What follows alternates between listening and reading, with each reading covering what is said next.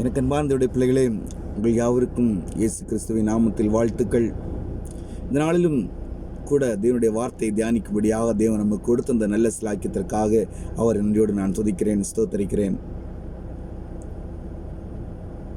மத்தேயு 24வது அதிகாரம் 37வது வசனம் இப்படியாக சொல்கிறது: நோவாவின் காலத்தில் எப்படி நடந்ததோ அப்படியே மனுஷகுமாரன் வரும் காலத்திலும் நடக்கும் என்று சொல்லி நாம் வார்த்தையை நாம் பார்க்கிறோம்.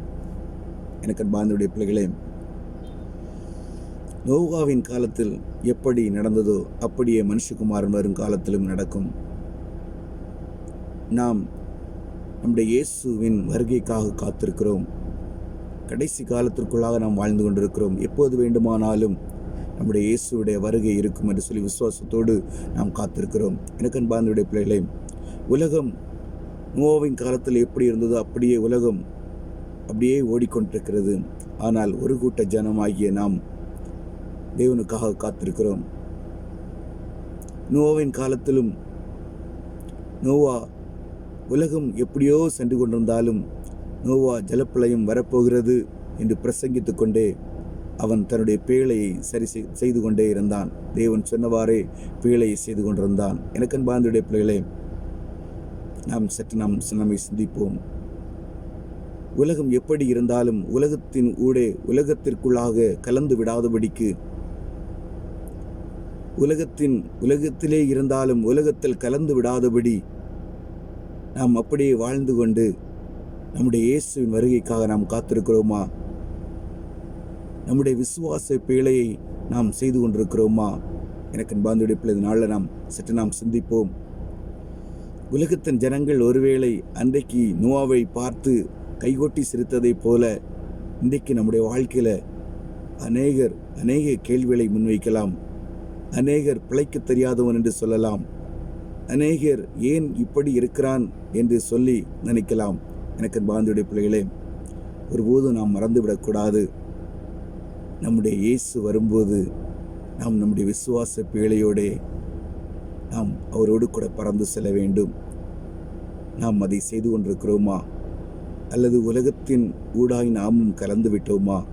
சற்று நாம் சிந்திப்போம். எனக்கு அன்பார்ந்தவுடைய பிள்ளைகளே, எந்த இடத்துல நாம் ஸ்டக்காகி நிற்கிறோம்? இயேசு இப்போது வருவாரானால் போவதற்கு நாம் ஆயத்தமாக இருக்கிறோமா? விசுவாச பிழையை நாம் செய்து கொண்டிருப்போம். நிச்சயமாக நம்முடைய இயேசு சீக்கிரம் வரப்போகிறார். ஆயத்தப்படுவோம். அநேகரை ஆயத்தப்படுத்துவோம். பிரசங்கித்துக் கொண்டே நம்முடைய விசுவாச பிழையையும் நாம் சரி செய்து கொள்வோம். விசுவாச பிழையை இன்னும் அதிகமாய் அதை சரியாய் கட்டி முடித்த நிலையில் நாம் வைத்துக்கொள்வோம். நிச்சயமாக நம்முடைய இயேசு சீக்கிரம் வரப்போகிறார். நோவாவின் காலத்தில் எப்படி நடந்ததோ அப்படியே மனுஷகுமாரன் வரும் காலத்திலும் நடக்கும். ஜனங்கள் நிர்விசாரமாயிருப்பார்கள். ஆனால் அவருக்கென்று அவருடைய மனவாட்டி அவரே அவருக்காகவே காத்து கொண்டிருக்கிறபடினால் எப்போது அந்த எக்கால சத்தம் துணிக்கிறதோ அப்போது அவள் ஆயத்தமாக்கப்பட்ட மனவாட்டி அவரோடு கூட பறந்து அவரோடு கூட செல்லுவாள். எனக்கு அன்பார்ந்தவுடைய பிள்ளைகளே, மனவாட்டியாய் வாழுவோம். இயேசுவுக்காகவே காத்திருப்போம். இந்த உலகம் எவ்வளவுதான் நம்மை ஆட்கொள்ள நினைத்தாலும் முதலாவது தேவனுடைய ராஜ்யத்தையும் அவருடைய நீதியையும் தேடி அவரோடு கூட நடந்து இடுக்கமான வாசலுக்குள்ளாய் பிரவேசித்து இடுக்கமும் நெருக்கமான வழியாய் நடந்து நம்முடைய இயேசுவே நாம் தரித்து கொண்டு பரிசுத்த ஆவியானவருடைய துணையோடு அவருடைய ஆலயமாக நம்ம உடலை பாதுகாத்து இயேசுவே தரித்து கொண்டு அவருடைய அடிச்சுவடை பின்பற்றி நாம் நடக்கும்போது நிச்சயமாக நம்முடைய தேவன் நம்மை கைவிட மாட்டார். பெரிய காரியங்களை செய்வார். இப்போது பிழைக்க தெரியாதவன் என்று சொல்லுகிறவர்களெல்லாம் அன்றைக்கு யோசிப்பார்கள். பேழையின் கதவை அநேகர் தட்டினார்கள். பேழையின் கதவை தேவன் அடைத்திருந்தபடியினால் நோவாவால் திறக்க முடியவில்லை. அதே போன்ற சூழ்நிலைகள் வரும்.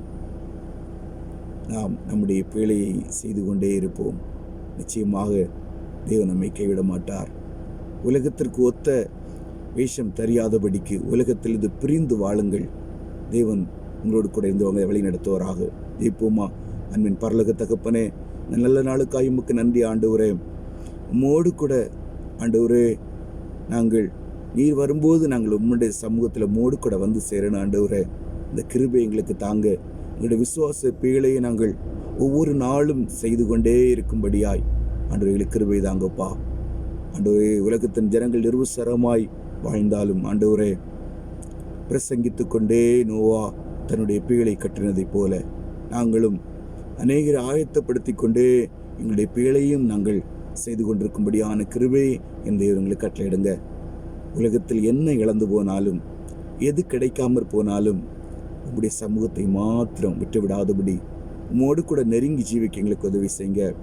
யுத்தத்தையும் யுத்தங்களின் செய்திகளையும் கேள்விப்படுவீர்கள், ஆனாலும் பயப்படாமலும் கலங்காமலும் இருங்கள் என்று சொன்ன அந்த வார்த்தையை நினைவு கூர்ந்து, உலகத்தில் என்ன வேண்டுமானாலும் சம்பவிக்கலாம், உலகத்தில் எதுவும் எங்களுக்கு கிடைக்காமற் போகலாம், ஆனால் என் தேவனுடைய கிருபை எங்களை தாங்குகிறபடினால் ஒன்றுக்கும் நாங்கள் கவலைப்படாமல் எல்லாவற்றையும் உடைய சமூகத்தில் ஒப்பு கொடுத்து வாழ எங்களுக்கு கிருபை தாரும். உடைய சமூகத்தில் எல்லாவற்றையும் தாழ்த்தி ஒப்பு கொடுக்கிறோம் என்ப இயேசுவின் மூலம் ஜெபங்களும் நல்ல பிதாவே. ஆமீன், ஆமீன், ஆமீன்.